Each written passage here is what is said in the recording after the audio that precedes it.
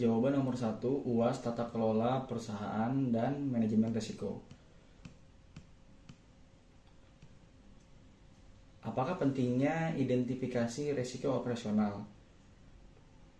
Pengelolaan risiko operasional itu merupakan bagian yang penting dari penerapan Good Corporate Governance yang baik. GCG itu berfokus pada transparansi, akuntabilitas, dan responsibilitas yang semua itu merupakan hal yang sangat penting untuk dipahami dan dikelola risiko operasionalnya. Melalui identifikasi risiko yang sistematis, perusahaan dapat mengenali potensi risiko yang mungkin muncul akibat berbagai faktor, baik itu dari internal maupun eksternal. Identifikasi risiko operasional sendiri melibatkan penilaian secara menyeluruh terhadap berbagai kegiatan bisnis untuk menentukan risiko yang mungkin mempengaruhi operasi perusahaan, termasuk risiko terkait proses, sistem, karyawan, dan teknologi. Proses identifikasi risiko operasional itu bisa diuraikan dalam beberapa langkah.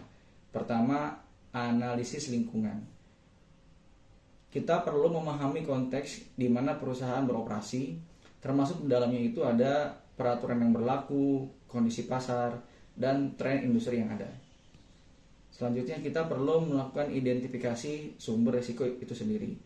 Mengidentifikasi potensi sumber risiko seperti kesalahan manusia atau human error, kesalahan sistem atau sistem malfungsi, dan bencana alam yang mungkin terjadi. Lalu selanjutnya ada pengumpulan data dan informasi. Dalam pengumpulan data secara historis, kita perlu mengamati kejadian yang terjadi di dalam dan di luar wilayah organisasi. Lalu kita juga perlu untuk melibatkan tim dalam diskusi, melibatkan manajemen dan karyawan dalam diskusi secara berkala dalam tanda kutip jika diperlukan. Itu bermanfaat untuk mengeksplorasi risiko operasional apa lagi yang mungkin tidak terikat secara langsung tapi bisa terjadi. Selanjutnya dokumentasi.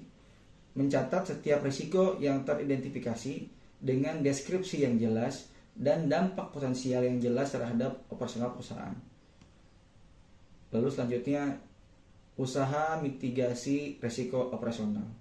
Setelah risiko operasional tersebut diidentifikasi, langkah berikutnya adalah mengembangkan upaya mitigasi terhadap risiko tersebut. Dalam upaya mitigasi terhadap risiko tersebut, kita bisa melaluinya dalam beberapa step atau strategi. Pertama, melalui pengendalian internal. Kita perlu memastikan adanya prosedur dan kebijakan yang baik serta sesuai untuk mengendalikan dan meminimalkan risiko yang ada. Misal, penerapan standar operasional prosedur atau SOP yang ketat untuk mencegah kesalahan dari manusia atau karyawan itu sendiri. Lalu pelatihan dan pengembangan.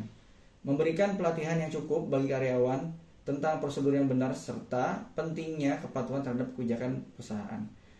Untuk pelatihan dan pengembangan tentunya perlu diberikan update sesuai dengan kondisi yang ada atau perkembangan peraturan serta SOP yang berlaku di lapangan. Lalu penggunaan teknologi. Menerapkan sistem manajemen risiko berbasis teknologi seperti perangkat lunak untuk pemantauan risiko. Kita sering menemukannya atau sering melihatnya dalam lingkungan kita pribadi itu adalah pengguna CCTV ya. Sehingga dapat mengidentifikasi anomali dengan lebih cepat dan tepat. Lalu mitigasi selanjutnya adalah dengan menggunakan asuransi.